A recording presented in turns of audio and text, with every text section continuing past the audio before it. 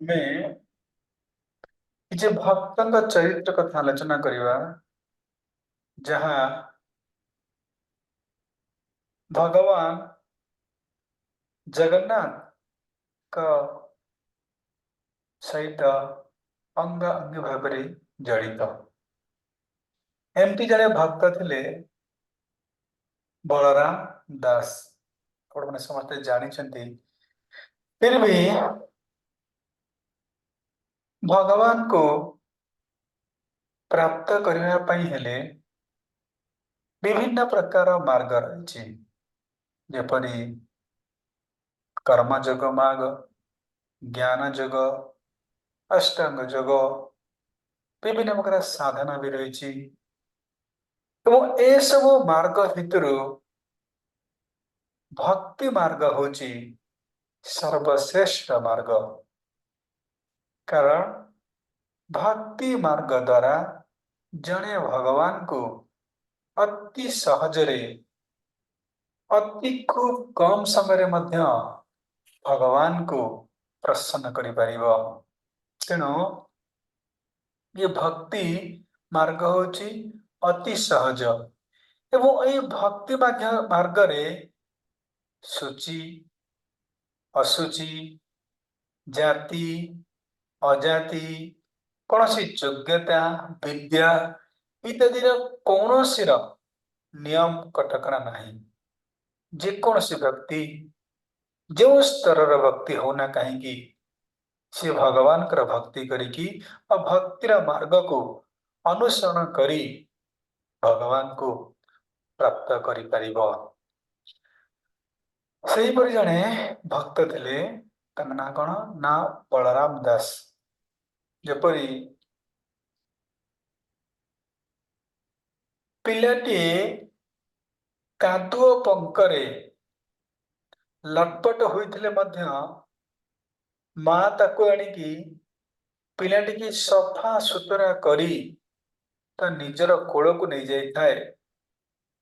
सेहीपरि भगवान मध्य कौन से व्यक्तिर ये जो अपरिष्कार परिष्कार ये देखते नहीं, देखती तार केते से केते भक्तिर तीव्रता केते, से क्यों स्तर रे भक्ति करुछि।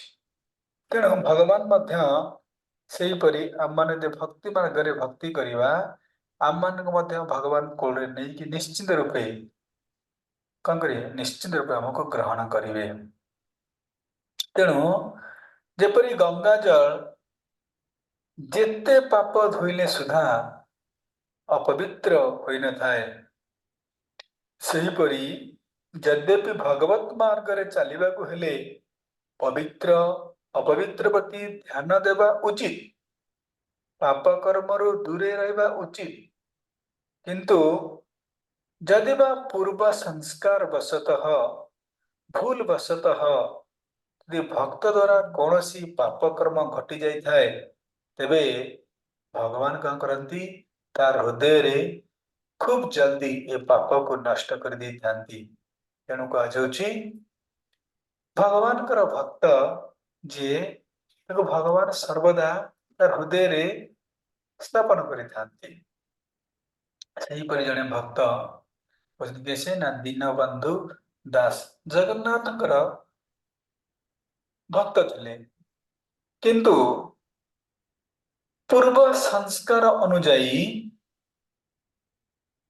तांकर किछि खराब कर्म जोगु से खराब कर्म रे निवृत्त होतले।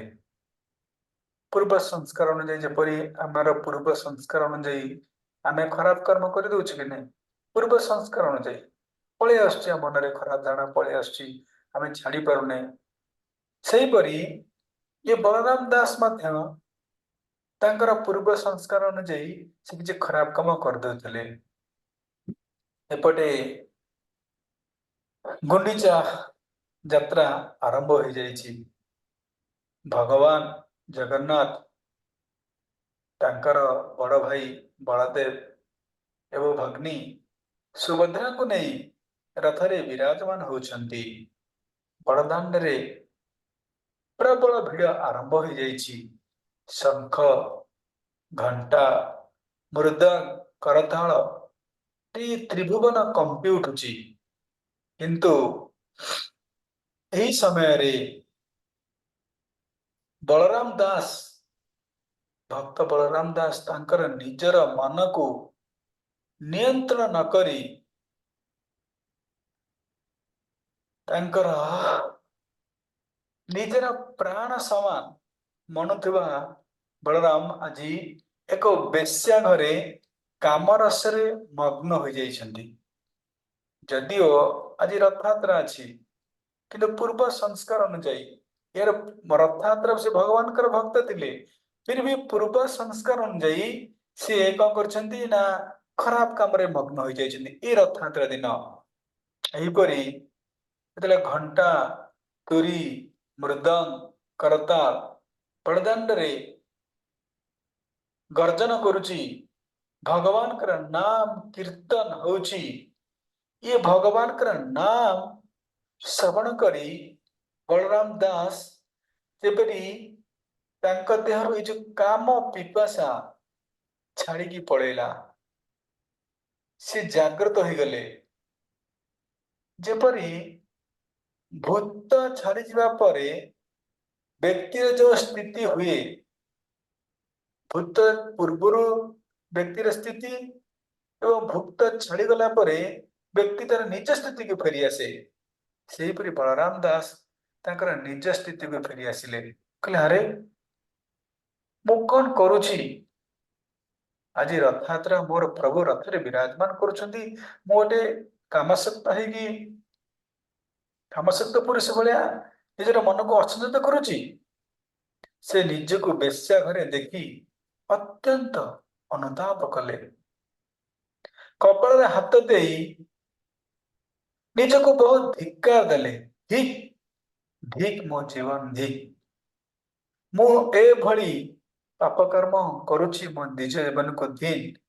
ଆଜି ପୁଣି ଗୁଣ୍ଡିଚା ଯାତ୍ରା, ଆଜି ନୀଳାଦ୍ରି ବିହାରୀ ଆସି ରଥରେ ବିଜେ କରିବେଣି, ଜଗନ୍ନାଥ ଆସି ରଥରେ ବିଜେ କରିସାରିବେଣି, ଅଥଚ ମୁଁ ବେଶ୍ୟା ସାଙ୍ଗରେ କାଳ କାଟୁଛି। ଏପରି କହୁଥିବା ସମୟରେ ତାଙ୍କର ପତିତ ପାବନ ବାନା ଉଡୁଥିବା ଦୟାମୟ ପ୍ରଭୁଙ୍କର ସ୍ୱଭାବ ମନେ ପଡିଗଲା। ସେ ନିଜକୁ ସବୁ କୁକାର୍ଯ୍ୟରୁ ନିବୃତ୍ତ କରି ତରବର ହୋଇ ବଡ଼ଦାଣ୍ଡକୁ ଦୌଡ଼ିବାକୁ ଲାଗିଲେ। ଓ ବଡ଼ଦାଣ୍ଡରେ ପହଞ୍ଚି ଦେଖିଲେ 3 ଗୋଟି ରଥ ଧାଡ଼ି ରଖା ହୋଇଛି। ନନ୍ଦିଘୋଷ ରଥରେ ଭଗବାନ ଜଗନ୍ନାଥ ବିଜେ କରିସାରିଲେଣି। ରଥରେ ଜଗନ୍ନାଥ ମୁଖକୁ ଚାହିଁଦେବା ପତ୍ରେ ସେ ନିଜକୁ ଆଉ ରୋକି ପାରିଲେ ନାହିଁ। ଚଢିଗଲେ ନନ୍ଦିଘୋଷ ରଥ ଉପରକୁ। ସମଗ୍ର ଶରୀର ପୁଲକିତ ହୋଇ ଉଠିଲା ଏବଂ ଚକା ଚକା ଆଖିକୁ, 2 ଆଖିକୁ ଦେଖି ସେ ହୃଦୟରେ, ନେତ୍ରରୁ ଅଶ୍ରୁ ନିଗତ ହେବାକୁ ଲାଗିଲା। ପ୍ରଭୁଙ୍କର ଛାମୁରେ କରଜୋଡ଼ି ଛିଡ଼ା ହୋଇ ରହିଲେ ଏବଂ ହେଲେ ତାଙ୍କର ହଠାତ୍ ପଶ୍ଚାତାପ କରିବାକୁ ଲାଗିଲେ। କଣ ପଶ୍ଚାତାପ କଲେ? ନା ନିଜର କୁଶ୍ଚିତ ସ୍ୱଭାବ ପ୍ରତି ଘୃଣା ଆସିଲା ତାଙ୍କ ମନରେ। ହୃଦୟରେ କାମ ରହିଥିବା ସମସ୍ତ ଆପତ୍ତି, ଅଭିଯୋଗ, ପ୍ରାର୍ଥନା ଭଗବାନଙ୍କୁ କରିବାକୁ ଲାଗିଲେ। ସର୍ବସମର୍ଥଙ୍କ ଆଗରେ ନିଜର ଅସମର୍ଥା ବ୍ୟକ୍ତ କରି କହିଲେ, ହେ ପତିତ ପାବନ, ହେ ମହାବାହୁ, ଆଉ କେତେ ଦିନ ମୋର ଏ ଦୁର୍ଗତିକୁ ଦେଖି ମଧ୍ୟ ନୀରବ ଆପଣ ହେଇକି ରହିବେ? ମୁଁ ପ୍ରଭୁ ଆପଣଙ୍କର ହୋଇସାରିଛି, ବା ମୁଁ ଆପଣଙ୍କ ଚରଣରେ ଶରଣ ନେଇ ସାରିଛି। ମୁଁ ପ୍ରଭୁ ଆପଣଙ୍କର, ଆପଣ ମୋର, ଫିର ବି ଇଏ ମନ, ବୁଦ୍ଧି, ଇନ୍ଦ୍ରିୟ ମତେ ନିଜ ନିଜ ବିଷୟ ଆଡକୁ ଟାଣି ନେଉଛି କେମିତି? ମୁଁ ଆପଣଙ୍କର ଶରଣାପନ୍ନ ହୋଇଯାଇଛି, ମୁଁ ଆପଣଙ୍କର ମୁଁ ଆପଣଙ୍କର ହେଇଯାଇଛି ପ୍ରଭୁ, ଫିର ବି ମୁଁ ଆପଣଙ୍କର ଶରଣାପନ୍ନ ହୋଇକି ମୋର ଇଏ ମନ ବୁଦ୍ଧି ଇନ୍ଦ୍ରିୟ ମତେ ତାର ବିଷୟକୁ ଟାଣିକି କିପରି ନଉଛି। ଯେପରି ବହୁ ପତ୍ନୀକ ଅର୍ଥାତ୍ ବହୁତ ପତ୍ନୀ ଥିବା ଜଣେ ପୁରୁଷକୁ ଯେପରି ତାର ସ୍ତ୍ରୀ ମାନେ ନିଜ ନିଜ ଶୟନ କକ୍ଷକୁ ଟାଣି ନେବାକୁ ଚେଷ୍ଟା କରନ୍ତି, ମୋର ସ୍ଥିତି ଆଜି ସେହିପରି ହେଇଯାଇଛି ପ୍ରଭୁ। ଇଏ ନେତ୍ର ସୁନ୍ଦର ଦୃଶ୍ୟ ଆଡକୁ, ଏ କର୍ଣ୍ଣ ଶ୍ରୁତି ମଧୁର ଶବ୍ଦ ଆଡକୁ, ଏ ଚର୍ମ କୋମଳ ସ୍ପର୍ଶ ଆଡକୁ, ଜିହ୍ବା ସୁଦିଷ୍ଟ ଆହାର ଆଡକୁ ଏବଂ ନାସା ସୁଗନ୍ଧ ଆଡକୁ, ଏହିପରି ସମସ୍ତ ଇନ୍ଦ୍ରିୟ ମତେ ପ୍ରଭୁ କଲବଲ କରୁଛନ୍ତି। ମୁଁ ସମସ୍ତଙ୍କ ଇନ୍ଦ୍ରିୟକୁ, ମୋର ସମସ୍ତ ଇନ୍ଦ୍ରିୟକୁ ମୁଁ ନିୟନ୍ତ୍ରଣ କରିପାରୁନାହିଁ। ଯଦି ବି ମୁଁ ଆପଣଙ୍କର ଶରଣାପନ୍ନ ହୋଇଯାଇଛି, ଫିର ବି ଇଏ ସମସ୍ତ ଇନ୍ଦ୍ରିୟଙ୍କର ଆକର୍ଷଣରେ ପ୍ରଭୁ ମୁଁ ହାରି ଯାଇଛି। ପୁଣି ଯେତେବେଳେ ଆପଣଙ୍କ କଥା ମନେ ପଡୁଛି, ମୁଁ ସବୁ କିଛି ଭୁଲି ଯାଇ ଆପଣଙ୍କ ଆଡକୁ ଦୌଡ଼ିବାରେ ଲାଗିଛି ପ୍ରଭୁ। ପୁଣି ଯେତେବେଳେ ତୁମ କଥା ମନେ ପଡୁଛି, ମୁଁ ସବୁ କିଛି ଭୁଲି ଯାଉଛି। କଣ କରିବି ପ୍ରଭୁ, ମୋର ସମର୍ଥ କିଛି କାମ କରୁନାହିଁ। ହେଲେ ମୁଁ ସିନା ପ୍ରଭୁ ମୋ ଇନ୍ଦ୍ରିୟକୁ ସଂଯତ କରିପାରୁନାହିଁ, ହେଲେ ଆପଣ ତ ମହାବାହୁ ଅଟନ୍ତି, ଆପଣ ତ ପତିତ ପାବନ ଅଟନ୍ତି। ଆପଣ ପତିତ ମାନଙ୍କ ପାଇଁ ଉଦ୍ଧାର କରିବା ପାଇଁ ଆପଣ ଏ ଜଗତରେ ନାମ ନେଉଛନ୍ତି, କଣ ପତିତ ପାବନ କି ଜୟ। ତୁମେ ଚାହିଁଲେ କଣ ନ କରିପାରିବ, ତୁମେ ତ ସବୁ କରିପାରିବ।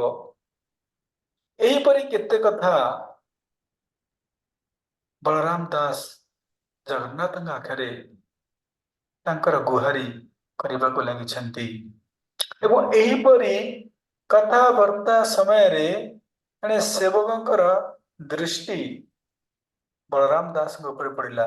ରଥ ଉପରେ ଭଗବାନ ଜଗନ୍ନାଥ ଓ ବଳରାମ ଦାସଙ୍କ ମଧ୍ୟରେ କଥାବାର୍ତ୍ତା ସମୟରେ ଜଣେ ସେବକଙ୍କର ଦୃଷ୍ଟି ବଳରାମ ଦାସ ଉପରେ ପଡିଲା। ତତ୍କ୍ଷଣାତ୍ ସେବକ ଜଣକ ବଳରାମ ଦାସକୁ ଗାଳି କରିବାକୁ ଲାଗିଲେ, ଗୁଲଜ କରିବାକୁ ଲାଗିଲେ ଏବଂ ଆସି ତାଙ୍କୁ ପଛରୁ ବାଡେଇବାକୁ ଲାଗିଲେ।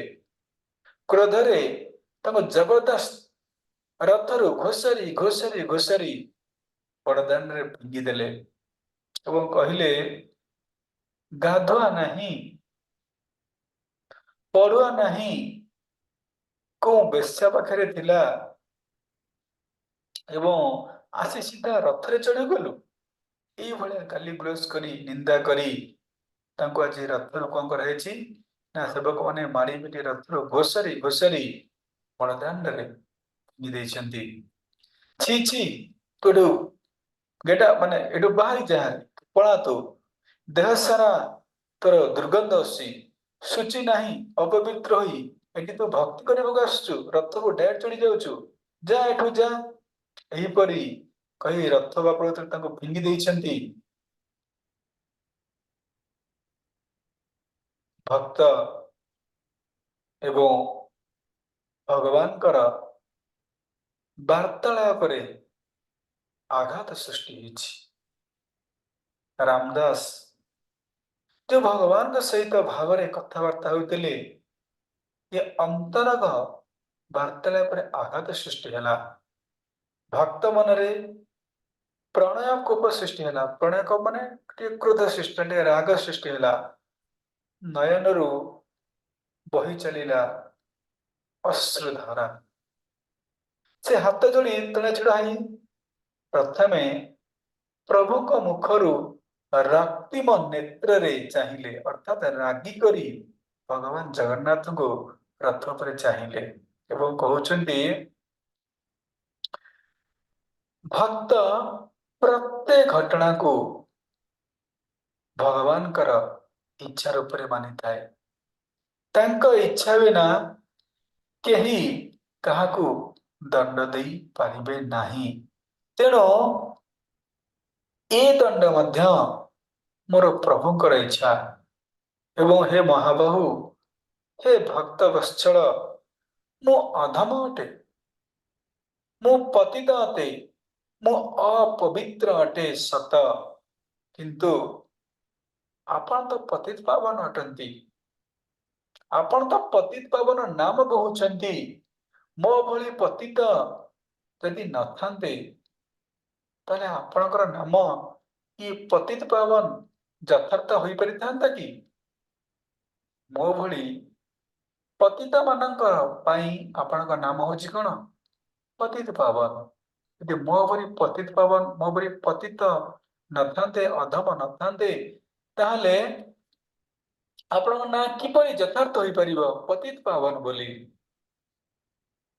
यदि मु आपणक पाखरे अपराध करिछि, असोच अछि, अपवित्रता अछि, किछ खराब काम करिछि, तो आपण मते दंड देई परिथान्ते, आपण स्वयं मते दंड देई परिथान्ते। प्रभु, आपण मोर प्रभु, मु आपणकर दास, आपणकर हातरे सुदर्शन चक्र अछि, आपण मो मुंड को काटि देई परिथान्ते, किंतु आपण निजे न करी अन्य मानक हातरे काहेकि दंड देले? आपण निजे करि परिथान्ते, मते निजे दंड देई परिथान्ते, कारण आपण मोर प्रभु, मु आपणकर सेवक। आपण निजे न करी अन्य मानक हातरे मते दंड काहेकि देले? तुमे स्वयं रथ पर बसी थाउ थाउ तुम आगरे अन्य माने मते मारिले। मु पाप करिछि बोली तुमे मते हतादार करी ठेलीदेल। ताहले आउ कौनसी पापी तुम दरको काहेकि आसीबे? यदि मु पाप करिछि, आपण मते हतादार करी रथ पर ठेलीदेले, ताले कौनसी पापी आपणक द्वारको काहेकि आसीबे? तुमको काहेकि पतित पावन कहिबे? काहेकि अनाथर नाथ कहिबे? काहेकि आपण आगरे गुहारी करिबे? जगतर लोकक परी आपण भी स्वार्थपर। जेपरी जगतर लोक समस्त को भल पाती, पतित को केही भल पाती नहीं, सही परी आपण तो पतित को भल पाइले नहीं, ताहले आपण तो जगतक लोक परी अटंती, बा जगतक लोक परी आपण मध्य अटंती। एहीपरी मान अभिमान रे बलराम दास जगन्नाथ को रागरे अनेक कथा कही चलती। जड़े अति दुराचारी अन्य भावे आपण को भजिले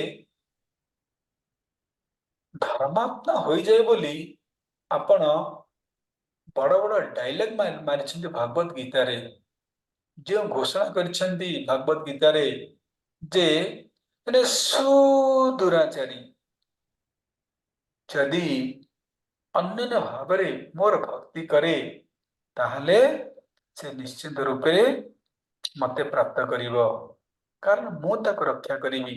ताहले ये जे डायलॉग तो आपनकर मिछ हेगला प्रभु, काहे बड़ बड़ डायलॉग आपण मारथले भागवत गीता रे? देखो भागवत गीता 9.30 अच्छी यदि देखो आपण माने देख परिबे। भगवत गीता खोलंतु 9.30। अपि चेत् सुदुराचारो भजते मामनन्यभाक् साधुरेव समन्तव्यः समव्यवसितो हि सः। अपि चेत् सुदुराचार, सुदुराचार माने बुझछन तो? दुराचार माने कोन? खराब व्यक्ति। एवं सुदुराचार माने अत्यंत खराब व्यक्ति।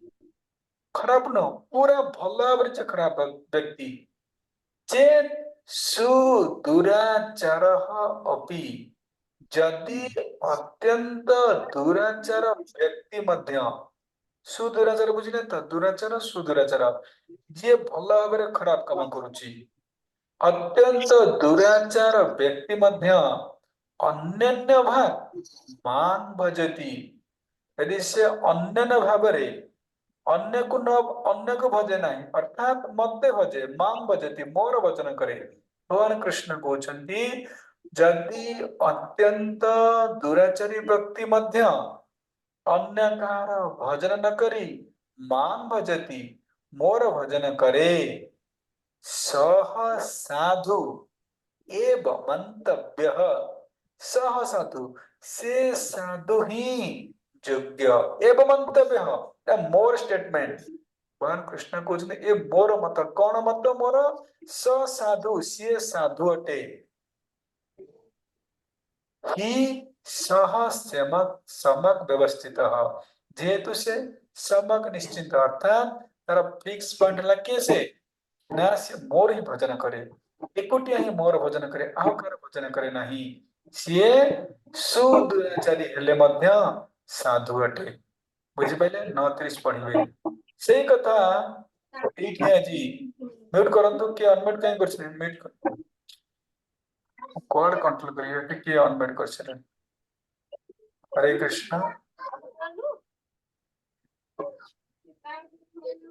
आपण प्रभाती माता जी के म्यूट करंतु माता जी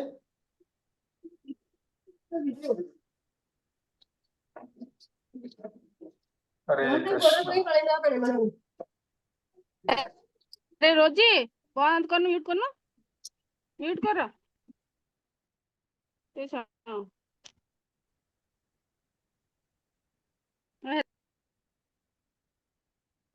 म्यूट करना समस्त अनम्यूट हम सुझाव ठीक अछि एठी से कथा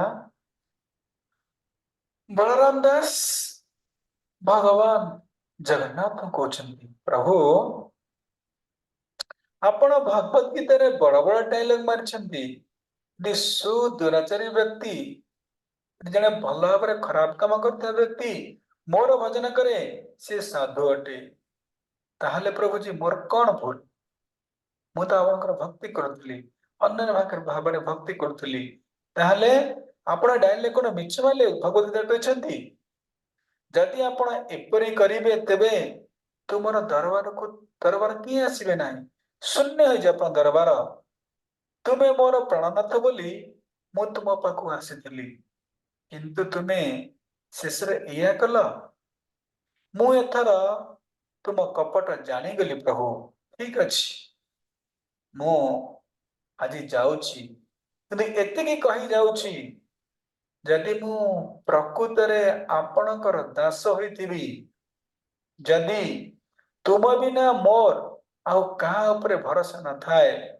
तेबे तुमर रथ आजिठू एइटू हुंकिब नाही हुंकिब नाही हुंकिब नाही एहिपरि बलराम दास जगन्नाथ को मान अभिमान करिकी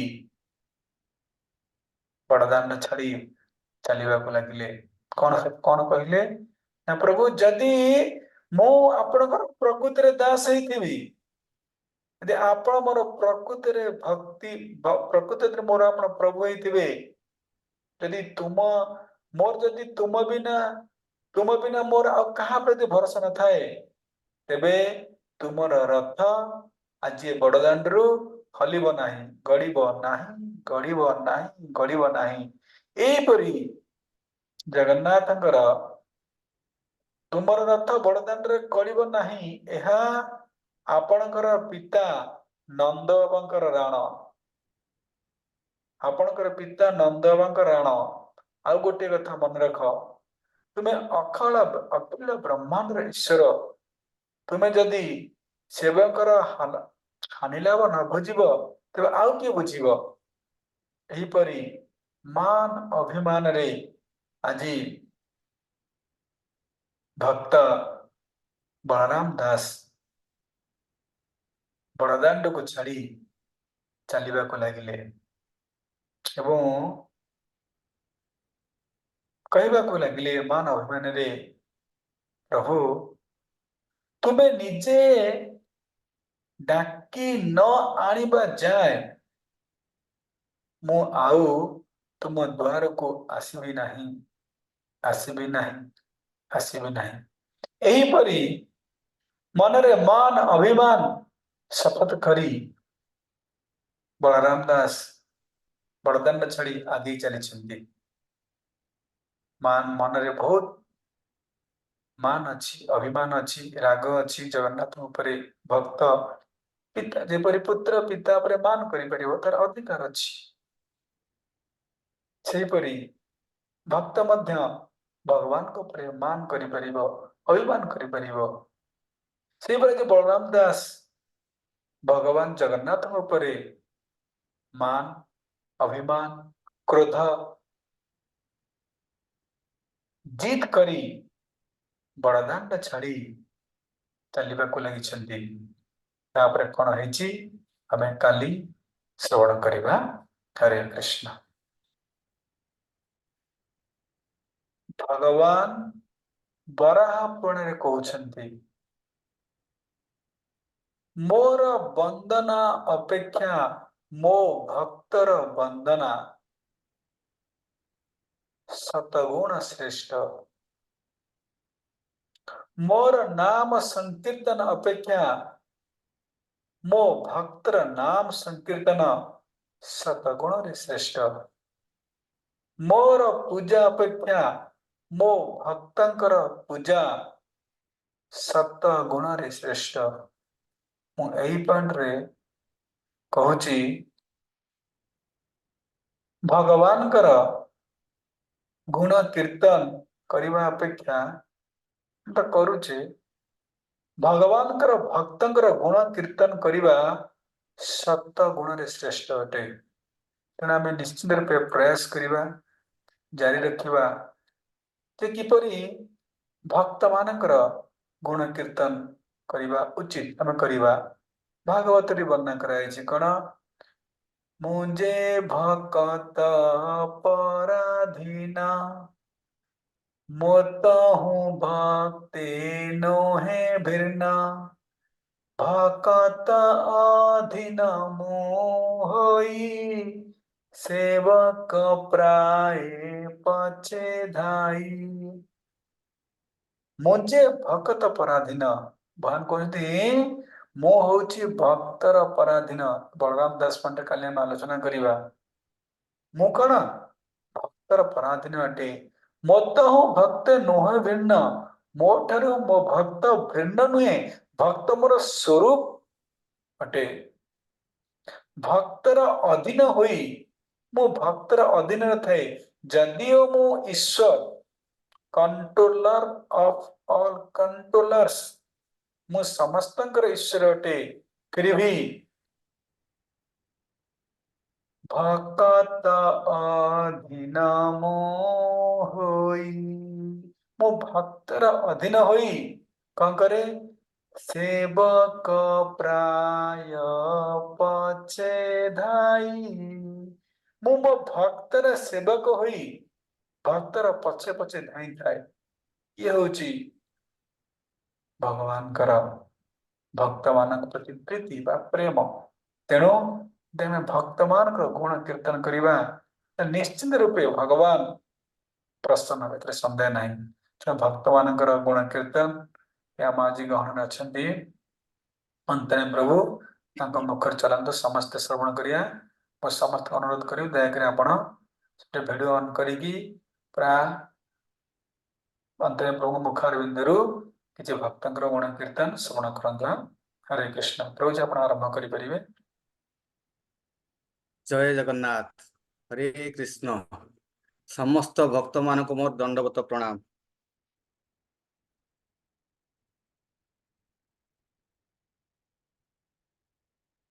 नमो ओं विष्णुपादाय कृष्ण प्रेष्ठाय भूतले श्रीमते लोकनाथ स्वामिनि इति नामिने।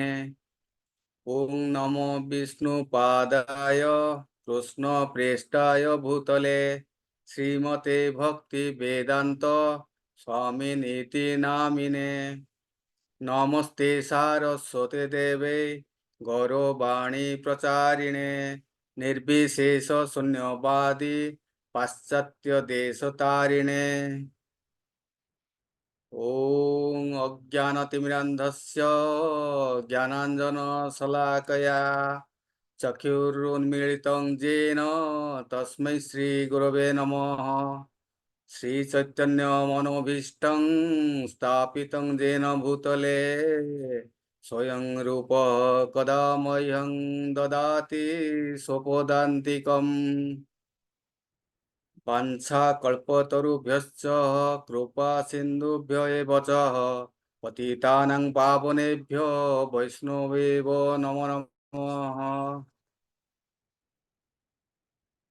जय श्री कृष्ण चैतन्य प्रभु नित्यानंद श्री अद्वैत गदाधर श्रीवासादि गौर भक्त वृंद।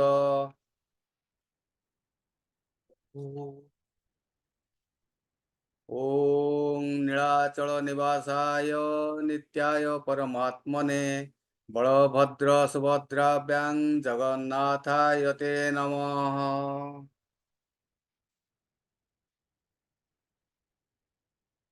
समस्त भक्त मानकु मोर दंडवत प्रणाम। परम पूज्य गुरु श्री लोकनाथ स्वामी महाराज विषय कहवाक मते आज सुजोग देथिबारु मु निजको धन्य मने करुछि। सेथिपाई मु इस्कन संस्था को धन्यवाद देउछि और कृतज्ञ मध्य।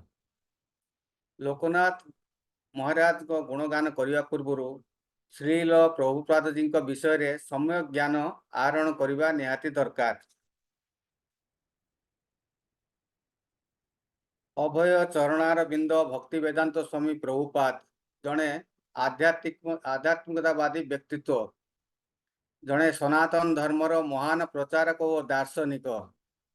कृष्ण चेतना और हरिकृष्ण महामंत्र को भारत बाहरी पाश्चात्य देश मानकरे व्यापक भाव में प्रचार प्रसार करथिले। सेथिपाई तांको बहुत कष्ट सह्य करिया पड़िथिला, बहुत विरोध भी सह्य करिया पड़िथिला। तांकर जन्म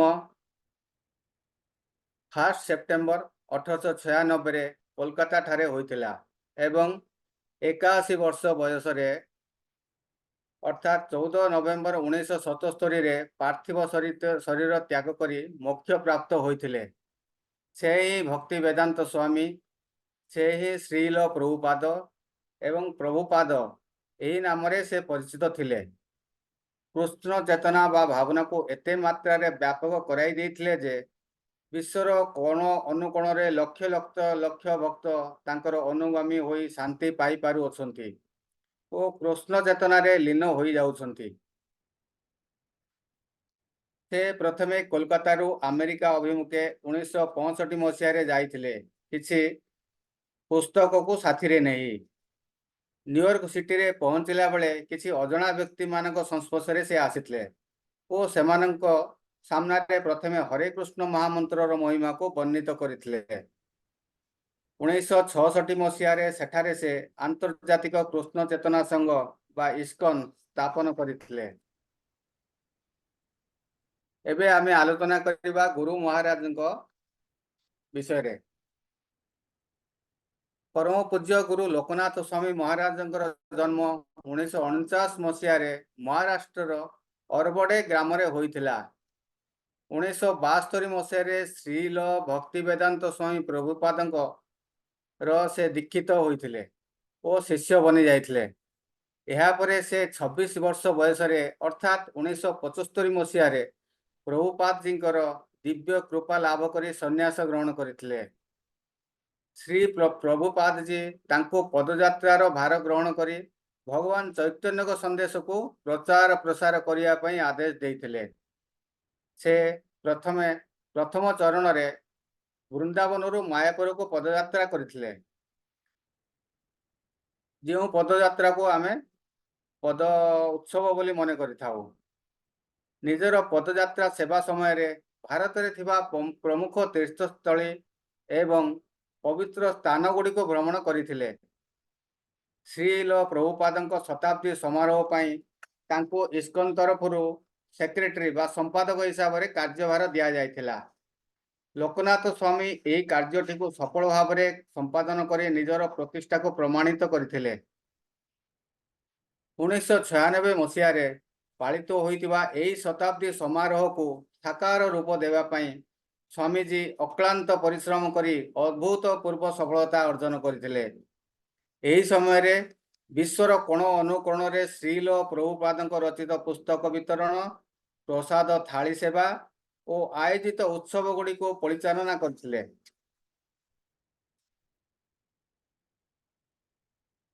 ନିଜର ଷ୍ଟେଟ୍ ମହାରାଷ୍ଟ୍ର ବ୍ୟତୀତ ବିଶ୍ୱର ଅନେକ ସ୍ଥାନକୁ ଯାତ୍ରା କରିଛନ୍ତି ଏବଂ ଭଗବାନଙ୍କ ଗୁଣଗାନ ଓ କୀର୍ତ୍ତନ ପାଇଁ ସେ ପ୍ରସିଦ୍ଧି ଲାଭ କରିଛନ୍ତି। ବର୍ତ୍ତମାନ ସେ କେତୋଟି ପୁସ୍ତକ ରଚନାରେ ମଧ୍ୟ ବ୍ୟସ୍ତ ଅଛନ୍ତି। ଆଉ କିଛି ଦିନ ପରେ ତାହା ପ୍ରକାଶିତ କରିବାକୁ ଯୋଜନା ଅଛି। ଆଜି ସେ ଇସ୍କନର ଜଣେ ପରମ ପୂଜ୍ୟ ଗୁରୁ ଅଟନ୍ତି ଏବଂ ବିଶ୍ୱର ଅନେକ ବ୍ୟକ୍ତି ତାଙ୍କର ଶିଷ୍ୟତ୍ୱ ଗ୍ରହଣ କରି କୃତକୃତ୍ୟ ହୋଇପାରିଛନ୍ତି। ସେ ଥିଲେ ଶ୍ରୀଲ ପ୍ରଭୁପାଦଜୀଙ୍କର ପ୍ରଥମ ଭାରତୀୟ ଶିଷ୍ୟ ଏବଂ ବିଭିନ୍ନ ସମୟରେ ଇସ୍କନର ବିଭିନ୍ନ ପଦପଦବୀ ଗ୍ରହଣ କରି ନିଜର ପରାକାଷ୍ଠା ପ୍ରତିପାଦନ କରିପାରିଛନ୍ତି। ବର୍ତ୍ତମାନ ସମୟରେ ଇସ୍କନରେ ଦୀକ୍ଷା ଦେଉଥିବା ଗୁରୁମାନଙ୍କ ମଧ୍ୟରେ ସେ ଜଣେ ଅନନ୍ୟ ବ୍ୟକ୍ତିତ୍ୱ। ଏହିପରି ଗୁରୁ ମହାରାଜଙ୍କର ଗୁଣଗାନ ଯତ୍କିଞ୍ଚିତ କରିବାକୁ ସକ୍ଷମ ହେଲି। ହିଜ୍ ହୋଲିନେସ୍ ଲୋକନାଥ ସ୍ୱାମୀଙ୍କ ବିଷୟରେ ଏତିକି କହି ମୋର ବକ୍ତବ୍ୟକୁ ବିରାମ ଦେଉଅଛି। ଶ୍ରୀ ଲୋକନାଥ ସ୍ୱାମୀ ମହାରାଜ କି ଜୟ। ଶ୍ରୀଲ ପ୍ରଭୁପାଦ जी की जय। जय। जय जय श्री कृष्ण चैतन्य प्रभु नित्यानंद श्री अद्वैत गदाधर श्रीवासादि गौरव भक्त वृंद। हरे कृष्ण। हरे कृष्णा। अंतरे में प्रभु की जय। जय बहुत बहुत सुंदर प्रभु जी आपण कृमाजन कीर्तन कले बहुत कले आपणकर रियलाइजेशन किछि अछि कि प्रभु ए जप करते समय महामंत्र कले बहुत शांति लगे। सकाळटा मोर बहुत भलरे कटि जाए से ईश्वर को कृपा गुरु कृपा ईश्वर कृपा सब तो हाँ गोटे देखंतु बात है। प्रभु जी मैं हला हमर अनुभूति रे कोन आमे वर्णन करिया आमे जे सकाळ उठी जप करूचे हमर अनुभूति कोन माने केमते हमक लागुची गुरु मा सहित बसी जप करले बा तांकर से जो तो क्लास किछि हम शिक्षा करिन ता आमे किपरि ग्रहण करचे ए विषय रे गोटे मिनिट प्रभु कहंतु केमते लागुची आपण कोन तांकर क्लास किसी दिन हेबो मु तांकर क्लास टा प्रतिदिन अटेंड करूची प्रतिदिन को दिन मु छाडी नाही जहाँ भी हो जाऊ क्लास टा मु छाड़े नहीं आ तांकर जो से जो स्टोरी टेलिंग गोटे अछि भक्तक विभिन्न प्रकार उत्सव इवेंट्स ऊपर से माने कई जने वक्तव्य रखती सेटा तो आउरी मते बहुत बढ़िया लागे मते ता विषय भी मु गोटे लिखिछि जदी एबे जदी मु किछि कहयाबू जदी समय देबे मु ताले कोन कहबी कोन से समय विषय अछि रे। प्रभु आपण 45 जे कहि परिबे हाँ हाँ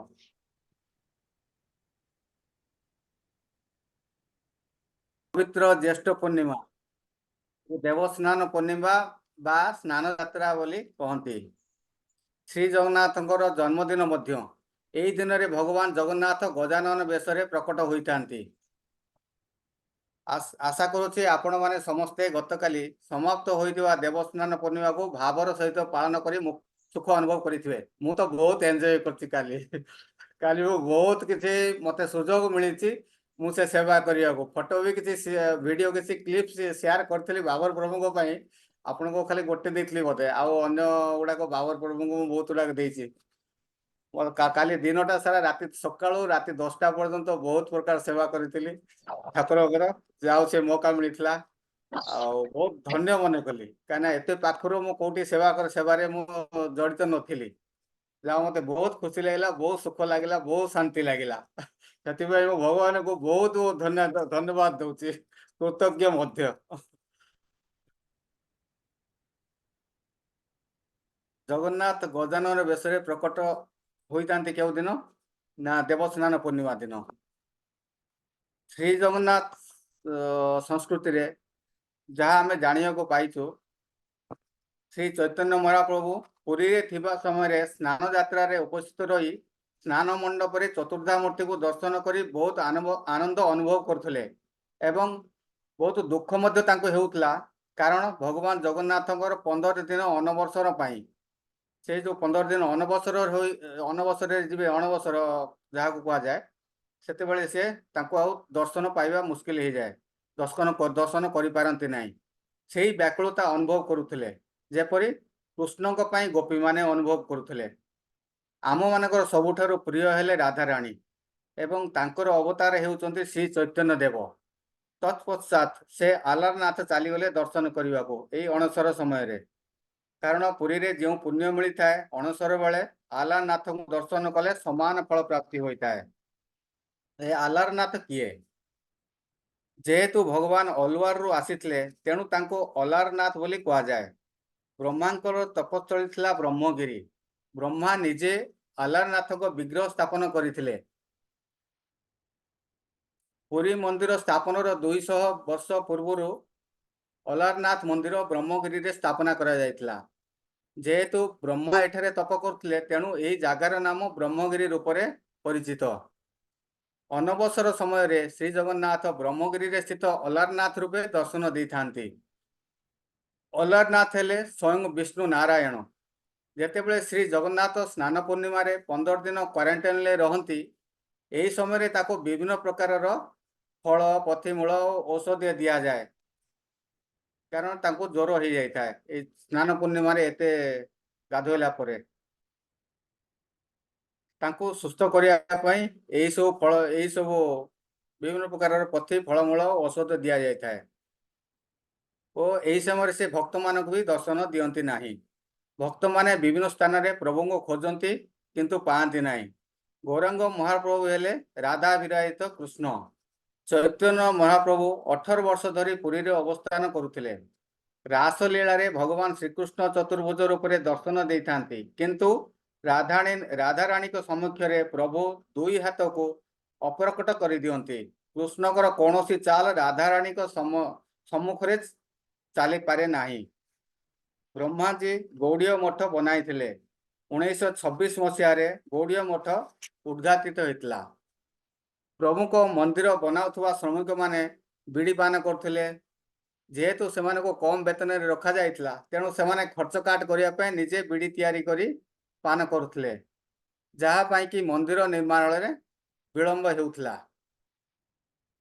ଅଯଥାରେ ସେମାନେ ଏହି ବିଡ଼ି ପିଇବାରେ, ବିଡ଼ି ବନାଇବାରେ ସମୟ ନଷ୍ଟ କରୁଥିଲେ। ଚୈତନ୍ୟ ଦେବ କହିଲେ ଯେ ବିଡ଼ିରେ ସମୟ ନଷ୍ଟ ନକରି ଭାବର ସହିତ ମନ୍ଦିର ନିର୍ମାଣ କର। ଶେଷରେ ମନ୍ଦିରଟାକୁ ସେହି ଶ୍ରମିକମାନେ ପୂର୍ଣ୍ଣତା ଦେଇଥିଲେ। ଯିଏ କୃଷ୍ଣ ସେ ହିଁ ଜଗନ୍ନାଥ ଓ ସେ ହିଁ ଗୌରାଙ୍ଗ ପ୍ରଭୁ। ଆମେମାନେ ଯେଉଁ ଭୋଗ ଭଗବାନଙ୍କୁ ଅର୍ପଣ କରନ୍ତି, ତାହା ସେ ଖାଆନ୍ତି କି ନାହିଁ ଆମେ ଜାଣିନାହୁଁ। ଏହା ଉପରେ ଏକ ସୁନ୍ଦର ଉଦାହରଣ ଅଛି। ଗୋଟିଏ ପରିବାରର 3 ଜଣ ସଦସ୍ୟ ଥିଲେ, ବାପା, ମା ଓ ଛୋଟ ପିଲାଟିଏ। ବାପା ସର୍ବଦା ଭୋଗ ଲଗାନ୍ତି ଓ ପରିଶେଷରେ ସେ ଭୋଗକୁ ନିଜ ମଧ୍ୟରେ ବାଣ୍ଟି ଖାଇଥାନ୍ତି। ଭଗବାନଙ୍କ ବିଗ୍ରହକୁ ଚାହିଁ ଅର୍ପଣ କରିଥାନ୍ତି ସେ, ସେଥିପାଇଁ ଭଗବାନ ସ୍ୱୀକାର କରନ୍ତି ନାହିଁ। ଦିନେ କୌଣସି କାରଣବଶତଃ ବାପା ଭୋଗ କରି ନ ପାରିବାରୁ ପୁତ୍ରକୁ କହିଲେ ପ୍ରଭୁଙ୍କୁ ଭୋଗ ଲଗାଇ ଦେବାକୁ।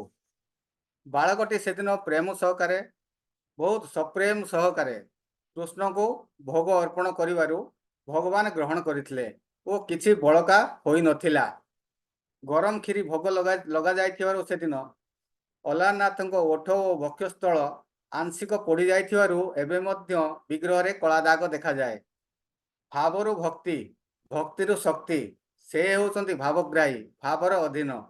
ତେଣୁ ଯେହେତୁ ବାଳକଟି ପ୍ରେମରେ ଭୋଗ ଅର୍ପଣ କରୁଥିଲେ, ତାଙ୍କର ଭୋଗକୁ ପ୍ରଭୁ ସମ୍ପୂର୍ଣ୍ଣ ରୂପରେ ଗ୍ରହଣ କରୁଥିଲେ ଓ ତାଙ୍କ ବାପା ପ୍ରଦାନ କରୁଥିବା ଭୋଗକୁ ଗ୍ରହଣ କରୁନଥିଲେ, କାରଣ ସେ ବିଗ୍ରହକୁ ଭୋଗ ଦେଉଥିଲେ।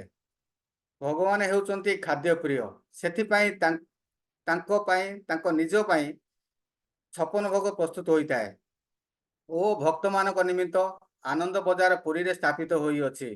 ମାଧୁର୍ଯ୍ୟ ଭାବର ଉଚ୍ଚତର ସୋପାନ ହେଉଛନ୍ତି ଭଗବାନ। ଭଗବାନ ନିଜେ 56 ଭୋଗ ଖାଇଥାନ୍ତି ଓ ଭକ୍ତମାନଙ୍କୁ ବି ପ୍ରତିଦିନ ଖୁଆଇଥାନ୍ତି। ପୁରୀରେ ଥିବା ସମୟରେ ଚୈତନ୍ୟ ଦେବ ପ୍ରତ୍ୟହ ଭଗବାନ ଜଗନ୍ନାଥଙ୍କୁ ଦର୍ଶନ କରିବାକୁ ଯାଇଥାନ୍ତି।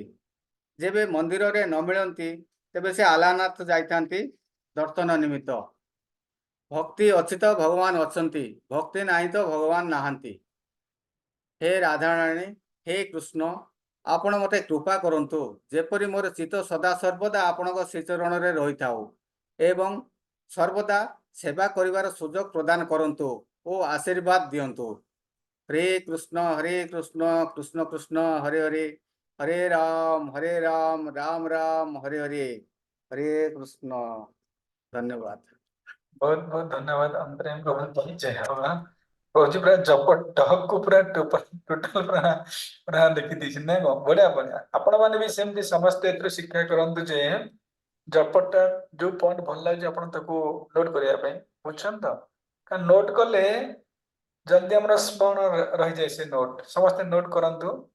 ठीक अछि आमे सर्वप्रथमे अंतर्यामी प्रभु को बहुत बहुत धन्यवाद दवा जहा हो तांकर कौन जो अमूल्य समय प्रदान करी गुरु महाराज जी कौन गुण कीर्तन कले आम दरबार को विशेष विशेष धन्यवाद। हरे कृष्ण।